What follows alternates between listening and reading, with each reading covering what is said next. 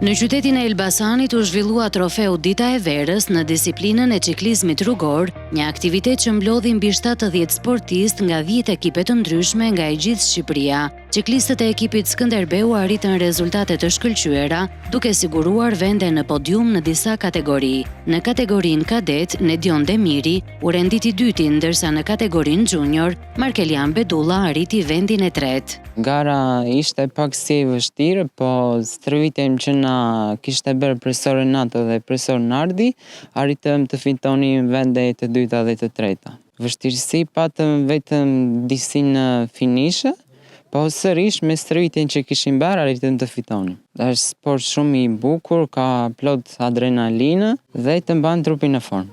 Cilat janë synimet e tua? Për gjithmonë kampion Shqipëria.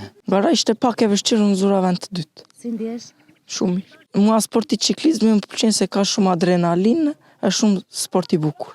Unë do të marr pjesë në gara të tjera dhe dua që të fitoj sa herë vend të parë. Ne morëm pjesë në trofeu Dita e Verës, me gjitha ekipin. Unë ndjeva mirë, në garën ishte një çike vështirë, fitova vendin e 4. Unë kam një vit që merrem ciklizëm, më pëlqen shumë si sport, dua të bëhem kampion. Trajneri i ekipit, i kënaqur me paraqitjen e sportistëve të tij, u shpreh se këto rezultate janë fryti i punës dhe përkushtimit të madh në stërvitje. Ciklistët e Skënderbeut treguan veten e tyre, si nga era, Markelian Bedulla, Nedion Demiri, edhe Emanuel Demiri, janë vëllezërit Demiri nga fshati Kamenic. Janë dy dim që mund të them që do jenë e ardhmja e ekipit kombëtar shqiptar. Jeni të kënaqur me rezultatet? Shumë i kënaqur janë. Ciklistat janë në stërvitje, janë shumë çuna të disiplinuar, nuk mungojnë.